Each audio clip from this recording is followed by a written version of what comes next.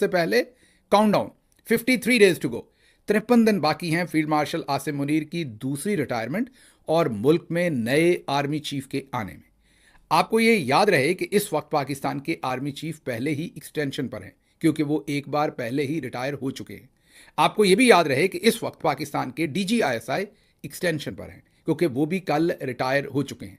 अब चलते हैं ज़रा आज की अहम खबरों की तरफ और पहली बॉम्बशेल स्टोरी ख्वाजा मोहम्मद आसिफ साहब ने ब्रेक की है और वो ये बता रहे हैं कि मियां मोहम्मद नवाज शरीफ साहब की ओपन हार्ट सर्जरी हुई है। जी हाँ, वो ये बता रहे हैं कि मियां मोहम्मद नवाज शरीफ साहब की हार्ट सर्जरी हुई है, एक नहीं बल्कि डबल सर्जरी हुई है। वो कहते हैं पहले सर्जरी हुई, फिर मसाइल गंभीर हो गए, फिर दोबारा सर्जरी हुई। इससे पहले भी एक या दो बार उनके दिल की ओपन हार्ट सर्जरी हो चुकी है, या कम से कम यही लोगों को मालूम है, यही तासर है। जब मैं मियां साहब को जेल में मिला था तो उस वक्त जो मेरे साथ कार्डियोलॉजिस्ट गए थे, उन्होंने उनके मुंह पर बात की थी कि जो इससे पहले आपने प्रोसीजर करवाया था जिसमें शायद कोई कॉम्प्लिकेशन हो गई थी, पाकिस्तानी डॉक्टर्स के मुताबिक अगर बरतानिया की बजाय आप वो पाकिस्तान में करवाते तो क्योंकि पाकिस्तान में डॉक्टर्स ज़्यादा पेशेंट्स को ट्रीट करते हैं, उन डॉक्टर्स का व्यू पॉइंट ये था मेरी मौजूदगी में, जो प्रोफेसर्स मेरे साथ गए थे, कि हमारा क्योंकि एक्सपीरियंस ज़्यादा है तो शायद आपके साथ वो कॉम्प्लिकेशन पाकिस्तान में ना होती। उसके बावजूद तब मियाँ साहब ने इनकार कर दिया था पाकिस्तान से इलाज करवाने में। ये मैं बात कर रहा हूँ 2018-19 की, क्योंकि मियाँ साहब फिर बरतानिया चले गए थे। आप सबको पता है वो प्लेटलेट्स और वो सारा मामला जो है। अब ख्वाजा मोहम्मद आसिफ साहब ने ये बॉम्बशेल स्टोरी ब्रेक की है तलत हुसैन साहब के प्रोग्राम पर। उन्होंने कहा हाल ही में जिनीवा में नवाज शरीफ साहब गए थे और वहाँ पर उनकी हार्ट सर्जरी हुई है। याद कीजिए, शकील साहब नामी एक पाकिस्तानी जो जिनीवा में उस हॉस्पिटल में पहुँचे थे, उस कमरे में भी पहुँचे थे। नवाज शरीफ साहब उनकी आंखों के बिल्कुल सामने थे, लेटे हुए थे, और उनके साथ दो लोग और बैठे हुए थे। एक की तस्वीर उन्होंने हमें भेजी थी, जो पाकिस्तान का कॉन्सुलेट है जो जिनीवा में, वहाँ से वो बिलोंग करते थे और वो भी वहाँ बैठे हुए थे। दोबारा आपको तस्वीर दिखा देते हैं उनकी। शकील साहब जो हैं, शकील अहमद साहब, बड़े ही बावकार किस्म के पाकिस्तानी हैं, पाकिस्तान तहरीक इंसाफ को भी सपोर्ट करते हैं और बड़े बावकार पाकिस्तानी हैं वहाँ स्विट्ज़रलैंड के अंदर। वो खुद गए थे, उनके साथ भट्टी साहब थे उनके दोस्त, दोनों ने जाके मियाँ साहब की तीमारदारी करने के लिए फूल लेकर गए थे। जो अहवाल अंदर का वो बता रहे हैं, उस अहवाल में तो नहीं लगता कि हार्ट सर्जरी थी, लेकिन जो ख्वाजा साहब क्लेम कर रहे हैं, अब वो एक नहीं बल्कि वो डबल सर्जरी कह रहे हैं। तो इस हालात में आप ज़रा एक मिनट के लिए सोचिए कि ना ही उनका बेटा कोई उनके पास था, ना ही उनकी बेटी उनके पास थी। तो ये आप ज़रा ख्वाजा साहब बहके हैं या वाकई, क्योंकि मैं मजाक नहीं उड़ा सकता, अल्लाह उनको सेहत दे, किसी की भी सेहत के ऊपर आप मजाक नहीं उड़ा सकते, वो कोई भी हो। इसलिए अगर मियाँ साहब की वाकई ही सर्जरी हुई है, क्योंकि ये बात उन्होंने खुद तो नहीं कही, और ख्वाजा साहब तो कुछ भी कहते रहते हैं, आपको पता ही है ख्वाजा साहब की तो कोई ज़ुबान नहीं है, वो तो कुछ भी कह देते हैं, कभी भी कह देते हैं और फिर मुकर जाते हैं। हाल ही में उन्होंने झूठ बोला था कि शमा जुनेजो को वो नहीं जानते, जो उनके पीछे बैठी हुई थी, और शमा जुनेजो ने बताया कि ये झूठ बोल रहे हैं। वर्ड झूठ तो नहीं उन्होंने इस्तेमाल किया, लेकिन यही कहा कि ये झूठ बोल रहे हैं। और ये गाड़ी की पिछली सीट पर मेरे साथ बैठकर हम दोनों इकट्ठे वापस आए, हमने चाय पी इकट्ठे बैठकर, वहाँ पर 40 मिनट हमने इंतज़ार किया, और इसके अलावा भी मुतअद्दिद मुलाकातों की, आप ये कहिए कि पर्सनल किस्म की, मीन फैमिली के लेवल के ऊपर मुलाकातों की तस्वीर ख्वाजा आसिफ साहब के साथ उनकी जो है वो भी लीक हो गई, जिससे पता चल गया कि ख्वाजा साहब एक झूठे आदमी हैं और वो झूठ बोल रहे थे। अब ख्वाजा साहब ने ये नई बेपरकी छोड़ दी है, हमारी समझ से बाहर है कि ख्वाजा साहब कहना क्या चाह रहे हैं। ज़रा सुनिए उन्होंने ये खबर कैसे रखी। ड्यूल सर्जरी जिनीवा हुई है एक हफ्ता पहले, और वो उससे मैंने एक हुआ, लेकिन उसके बाद ज़रूरत पड़ गई दोबारा हार्ट की। I actually visited in Geneva, जिस दिन उन्होंने हॉस्पिटल जाना था। तो अभी कैसी तबीयत है उनकी? How did you find? बेहतर है। सुन लिया आपने। अब मेरे हिसाब से तो ये दरोगोई है, क्योंकि मियाँ साहब की अगर ऐसी हालत होती तो मैं मान ही नहीं सकता कि बाजी मरियम जो है, उनको आप कितना भी गैर जिम्मेदार करार दे दें, उन्हें आप कितनी भी लापरवाह करार दे दें, उन्हें आप कितनी भी बेवकूफ़ करार दे दें, आप उन्हें नाहंजार जो भी आपने कहना है मेरी बहन को कह दें, लेकिन यह मुमकिन नहीं है कि नवाज शरीफ साहब की हार्ट सर्जरी हो और वो वहाँ ना पहुँचे।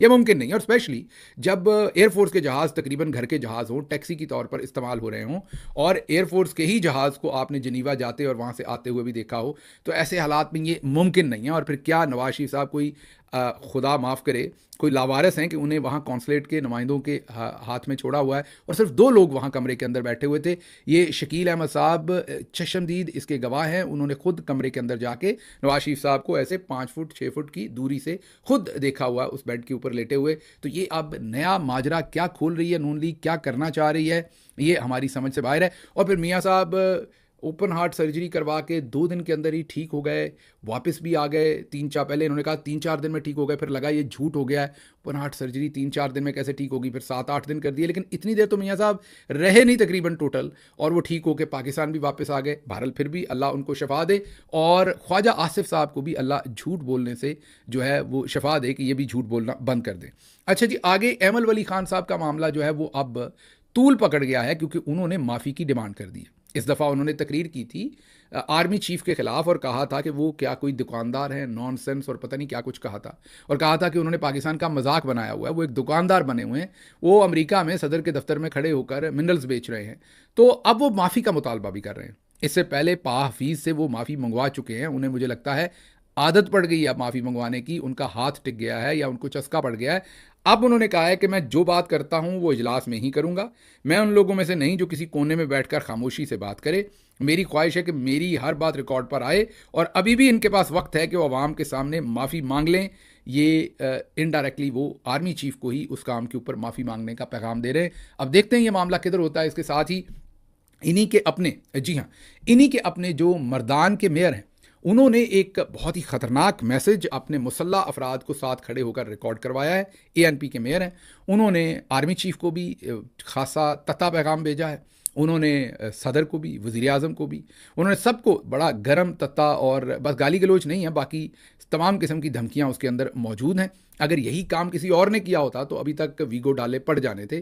तो ये क्या यहाँ भी मिला जुला मैच चल रहा है क्या? जैसे पंजाब में और सिंध में नून लीग और पीपल्स पार्टी ने एक दूसरे से नूरा कुश्ती वाली जाली झूठी लड़ाई शुरू कर दी है, क्या यहाँ भी ये एमल वली को इजाज़त दी गई है कि आप ज़रा फनकार बन जाएं इस्टेब्लिशमेंट के सामने? मीन आसिम मुनीर और दूसरे लोगों के ऊपर तनकीद करके आप ज़रा थोड़े से फनकार बन जाएं, ज़रा KP में आपका वोट बैंक बढ़ जाए। तो क्या ये वो मिला जुला रुझान चल रहा है? क्योंकि समझ से बाहर है जिस तरीके से मर्दान के मेयर ने आर्मी चीफ को जो धमकियां दी हैं, और उसके बाद भी अभी तक सन्नाटा है। साथ ही इनकी जो सिक्योरिटी इन्हें दी थी, अब ये इल्ज़ामात लगा रहे हैं कि चीफ मिनिस्टर के कहने के बावजूद मुझे सिक्योरिटी नहीं मिली। जिन लोगों की तस्वीर चीफ मिनिस्टर ने शाया की, वो कह रहे हैं वो थाने के एहलकार हैं। अब इनसे कोई पूछे, थाने के एहलकार भी तो सिक्योरिटी आपको दे सकते हैं, ऐसा तो नहीं कि उनके ऊपर कोई पाबंदी है, वो नहीं दे सकते। बहरहाल ये भी मामला अब तूल पकड़ रहा है। जो भी इसमें डेवलपमेंट हुई वो आपके सामने रखेंगे।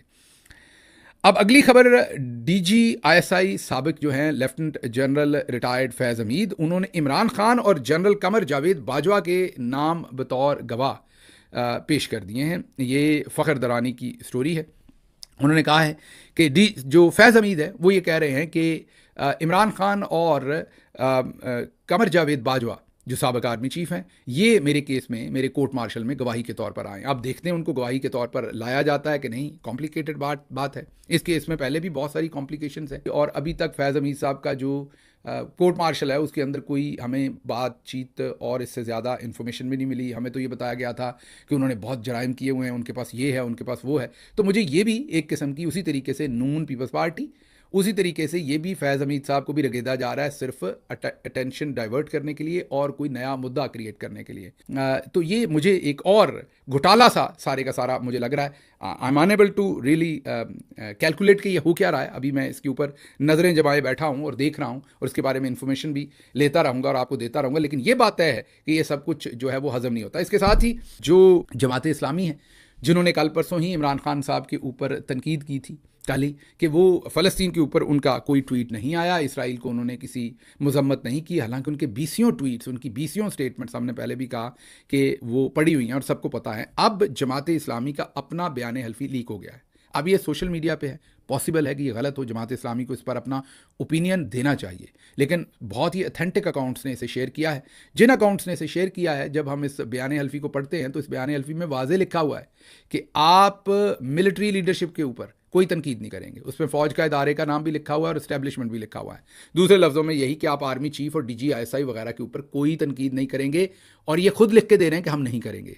बयान हल्फी दे रही है जमात इस्लामी, जब ये फ़लस्तीन के लिए इन्होंने हाल ही में एहतजाज किया।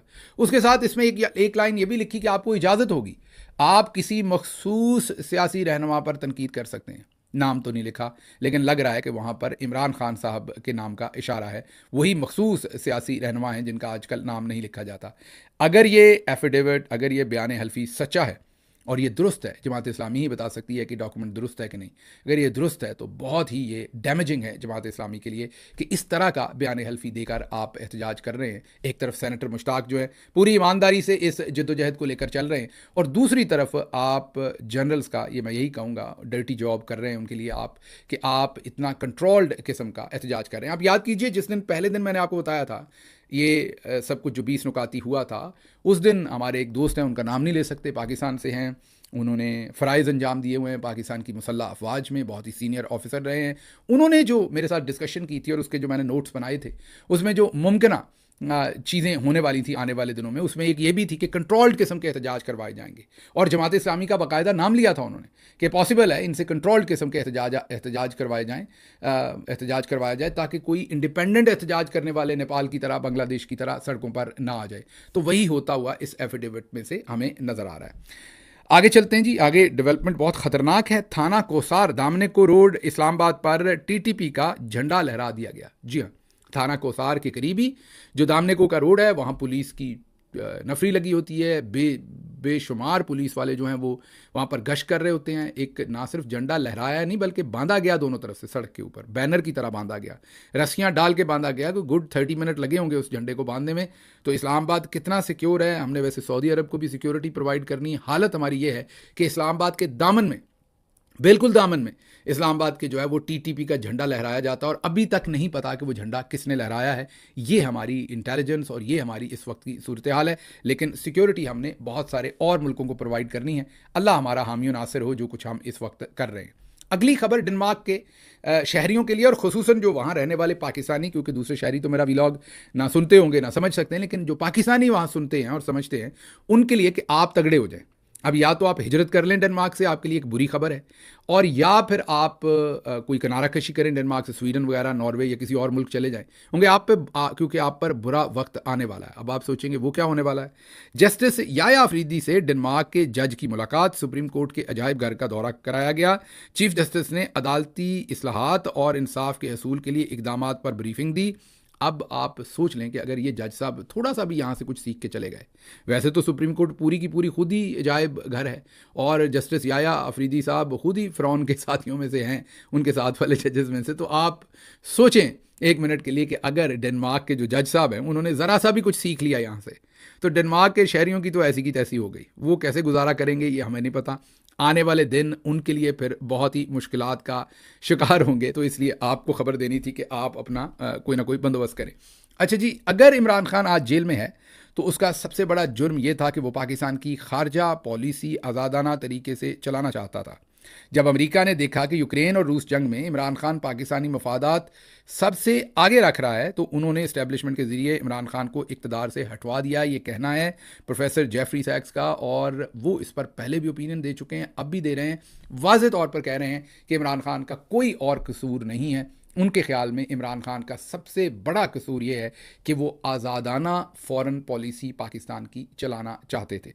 अच्छा जी, अगली इसी तरह से जैसे प्रोफेसर साहब ने ओपिनियन दिया, बहुत सारे अब इंडिपेंडेंट लिखने वाले वेस्टर्न कंट्रीज़ में ये लिख रहे हैं कि शहबाज रजीम की जानिब से इसराइल की हमायत के बाद आलमी दुनिया की पाकिस्तान के हवाले से सोच बदल रही है। अब दुनिया पाकिस्तान को इसराइल का दुश्मन नहीं बल्कि दोस्त समझती है, और शहबाज शरीफ साहब को और जो फील्ड मार्शल साहब हैं उन्हें नेतन्याहू साहब का रफ़ीक़े कार समझती है, और वो हॉस्टिलिटी जो है वो दुनिया समझ रही है। एक तासर है कि अब वो कम हो रही है। देखते हैं इसमें भी क्या होता है आने वाले दिनों में, ज़ाहिर है इसके ऊपर भी नज़र रखेंगे। अच्छा जी, खुर्रम ज़ीशान बहुत ही वोकल हैं। इनको पहले भी टिकट दिया जाना चाहिए था, मेरे ख्याल में नहीं दिया गया था। एक सीट जानबूझ के हमारे लोगों ने, अब वो कोताही थी, कोताही हो नहीं सकती, क्योंकि अपने जहाँ पर 18 वोट चाहिए थे वहाँ 27, 27, 28, 28, 26, 26 वोट डाल के वोट ज़ाया किए गए, और एक सेनेट की सीट को ज़ाया किया गया। तब खुर्रम ज़ीशान जो है तब भी सेनेटर बन सकते थे। अब दोबारा इमरान खान साहब ने उन्हें पीटीआई के उम्मीदवार के तौर पर अप्रूवल कर दी है, और जुनेद अकबर साहब का कहना है कि सेनेट के टिकट के लिए खुर्रम ज़ीशान का नाम इमरान खान ने खुद फाइनल किया है। किसी फ़र्द, कमेटी या इस्टेब्लिशमेंट के टाउट का किसी को कोई हक हासिल नहीं कि खुर्रम ज़ीशान का नाम निकाल दे। उसके बाद उन्होंने ये भी कहा है कि अली अमीन गंडापुर और जुनैद अकबर दोनों ने ही मुझे मुकम्मल तावन की यकीन दहानी करवाई है, ये खुर्रम ज़ीशान कह रहे हैं। लिहाजा मेरी वजह से किसी को तनकीद का निशाना ना बनाएं। हमारा वाहिद फोकस हकीकी आज़ादी और इमरान खान की रिहाई और नंगे बादशाह से निजात पे होनी चाहिए। वो बार बार फील्ड मार्शल आसिम मुनीर का नाम लेकर खुर्रम ज़ीशान पाकिस्तान में रहते हुए भी बहुत ही तगड़ी और सख्त तनकीद करते हैं। That makes him very different, जो रेस्ट ऑफ द लॉट है उसे बहुत डिफरेंट उनको करती है या नुमायाँ करती है उनकी ये प्रैक्टिस कि वो लगातार आसिम मुनीर साहब का नाम लेके पाकिस्तान में रहते हुए भी बार बार फील्ड मार्शल आसिम मुनीर पर और उनके कामों पर खुर्रम ज़ीशान तनकीद करते हैं। देखते हैं अब इनको सेनेटर बनने दिया जाता है या नहीं, ये आने वाले दिनों में डिसाइड हो जाएगा। बहरहाल उनको ये टिकट दिया गया है। जो इमरान खान की बहनों पर शक कर रहा है, हम उसकी मजम्मत करते हैं। आर्मी चीफ का अपना एक मुकाम होता है, अगर किसी और से ये काम करवा लेते तो अच्छा होता। आर्मी चीफ की जो जिम्मेदारियां हैं वो जिम्मेदारियां निभाएं। मेरा ख्याल ये वो धातें बेचने वाली बात है। पार्टी के जिन लोगों ने 9 मई के बाद मुज़ाहमत की वो आज भी दर बदर की ठोकरें खा रहे हैं। जुनैद अकबर जो सूबाई सदर हैं खैबर पख्तूनख्वा के पाकिस्तान तहरीक इंसाफ के, ये उनका कहना है। अब ज़रा सनम जावेद साहबा का जो वाक़या है उसके ऊपर थोड़ी सी सूरत हाल को डिस्कस कर लें। अब जो अली अमीन गंडापुर हैं, चीफ मिनिस्टर हैं खैबर पख्तूनख्वा के, उन्होंने अहकामात दिए हैं अगवा की FIR दर्ज करने का नामालूम अफराद के ख़िलाफ़। सनम जावेद को गिरफ़्तार किया गया, अगवा किया गया दूसरे लफ्ज़ों में, तो उनके अगवा की नामालूम अफराद के ख़िलाफ़ FIR दर्ज करने का उन्होंने हुक्म दिया और FIR दर्ज हो गई। उनके जो सोशल मीडिया के अक्सर क्लेम करते हैं कि वो उनके सोशल मीडिया के हेड हैं, वो क्लेम करते हैं, लेकिन मैंने एक दो दफ़ा शेख वकास अकरम साहब से पूछा था कि क्या वाकई ये इनके सोशल मीडिया के हेड हैं, तो उन्होंने कहा नहीं, वो आम वर्कर हैं, वो सोशल मीडिया के हेड नहीं, इसलिए हम गलत रिपोर्ट नहीं कर सकते। लेकिन वो ये क्लेम करते हैं अक्सर जगहों पर। उन्होंने एक ट्वीट किया कि देखें जो पंजाब है उसमें जब चौधरी परवेज़ इलाही साहब की हुकूमत थी तो इमरान खान पर कातिलाना हमला हुआ था, तो इमरान खान अपनी FIR करवाना चाहते थे और नहीं करवा सके थे, लेकिन हमने देख लें फौरी तौर पर सनम जावेद के अगवा की FIR दे दी। इसमें एक बहुत बड़ा फ़र्क है, उसको मद्देनज़र रखना पड़ेगा कि इमरान खान साहब की FIR जो थी वो नॉमिनेटेड थी, उसमें ISI के आला तरीन अफसरान को नॉमिनेट किया गया था। यहाँ पर नामालूम अफराद के ख़िलाफ़ FIR है। दिल करे पुलिस कल को इन्हीं को उठा लें, ये साहब जो हमें इन्फॉर्मेशन दे रहे हैं कि FIR हो गई है, जी करे यही चुके जाएं और इन्हीं पर ही कल को डाल दें कि ये आपने सनम जावेद को अगवा किया था। तो इसलिए नामालूम अफराद की FIR और मालूम अफराद की FIR जो है वो बहुत फ़र्क होता है। तो ये आपके ज़हन में रहे। अच्छा जी, फिर शहबाज शरीफ साहब गए हैं, एक तो उन्होंने वहाँ पर खुद ही को कर बुलंद इतना उन्होंने इकबाल का शेर वहाँ पर पढ़ डाला, खुद ही को बुलंद करने की कोशिश की। अब आप कितना भी बुलंद करेंगे, जितना आप गिर चुके हुए हैं शहबाज शरीफ साहब, इसके बाद इकबाल भी आपको बुलंद नहीं कर सकता। लेवल होते हैं ना। अब आप अल्लाह दिता लूने आला की आप गज़लें सुना करें, मैं ये नहीं कह रहा उनकी गज़लें बड़ी हल्की हैं, उनकी भी बड़ी माशाल्लाह अच्छी शायरी है, लेकिन अब आप सिर्फ उनकी शायरी और उनकी गज़लें सुना करें दिल को तसल्ली देने के लिए। ये जो इनकलाबी, वो क्योंकि अल्लाह दिता साहब के जो गाने हैं वो ज़्यादातर ज़रा क्योंकि झंग चनियोट उस ज़मीन से, तो इश्क और उससे रिलेटेड तमाम चीज़ें हैं, तो अब आप वो सुन लिया करें।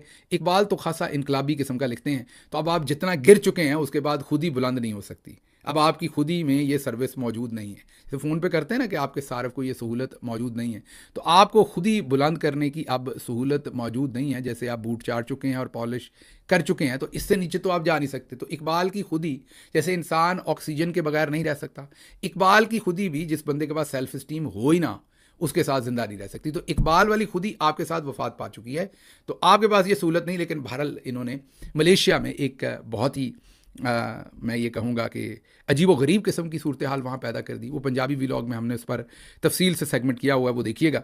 लेकिन बहरहाल वहाँ से ये ऐलान कर रहे हैं कि पाकिस्तान जो है वो $20 करोड़ का हलाल गोश्त जो है वो मलेशिया को भेजेगा। भाई अगर पाकिस्तान ने भेजना, आप मलेशिया गए हुए हैं, लेट मलेशियन प्राइम मिनिस्टर से दिस। अगर वो वाकई हमसे गोश्त खरीद रहे हैं तो लेट हिम से दिस। खुद ही झूठ बोलते रहते हैं। अभी $100 बिलियन फलान जगह से, ये और फील्ड मार्शल साहब ने नया काम पकड़ा हुआ है, 25 कतर से आना, 25 कुवैत से आना, 25 वहाँ से आना, खुद ही ऐलान करते रहते हैं। अब मोहम्मद बिन सलमान साहब ने इतने पैसे दे देने, अब फलाने कर दें। अब मलेशिया जाकर कह रहे हैं कि वो हमसे $20 करोड़ का जो है वो हमसे गोश्त खरीदेंगे। भाई उनको कहने देना, साथ बैठे हुए गुंगे थोड़ी हैं, वो कह देंगे अगर वो वाकई खरीद रहे हैं। आगे माजिद निज़ामी साहब कह रहे हैं कि फ़ौजी मीट जो हमारी फ़ौजी फाउंडेशन का आगे से एक इदारा ऐसा भी है, वो कसाई का काम भी करते हैं, मतलब कि मीट भी ज़िबा करते हैं। फ़ौजी फाउंडेशन का एक सानवी इदारा है जिनका ज़िबा खाना भी है, अब ये कह लें, चले कसाई गुस्सा ना कर जाएं कहीं, तो वो ज़िबा खाना भी है। तो फ़ौजी मीट लिमिटेड कंपनी पाकिस्तान से गोश्त बरामद करने की सबसे बड़ी कंपनी है जो पाकिस्तान से बाहर गोश्त बेचती है। फ़ौजी मीट कंपनी 22 ममालिक को गोश्त बरामद करती है और इनमें मलेशिया भी शामिल है। अब देखना यह कि $20 करोड़ 56 अरब पाकिस्तानी मालियत के इस गोश्त बरामद प्लान में सिविलियन साइड के हिस्से में क्या कुछ आएगा। जनाब, आप आंतरियाँ शांतरियाँ भेज सकेंगे, आपके हिस्से में माजिद निज़ामी साहब और क्या आना है कोई खोर भेज लीजिएगा, मेरा मतलब पायश आए। बाकी तो फिर जाहिर है कि अभी तो उनकी डिमांड और खपत पूरी नहीं होगी। बहरहाल ये सूरत हाल उन्होंने बताई है। उसके बाद मल्टी नेशनल कंपनीज़ जो है वो मुल्क छोड़कर चली गई हैं। इसके ऊपर भी बहुत ही मुफस्सल किसी वक्त बात करते हैं, क्योंकि अब जो चैम्बर ऑफ कॉमर्स लाहौर के सदर हैं वो भी इस पर स्टेटमेंट दे रहे हैं। आखिरी क्विक खबर आपको देनी है कि इमरान खान साहब ने फैसला किया है और हुक्म दिया है कि महमूद खान अचकज़ई अपोजिशन लीडर कौमी असम्बली और Raja Nasir Abbas opposition leader senate इस फैसले पर फिल फौर अमल करें।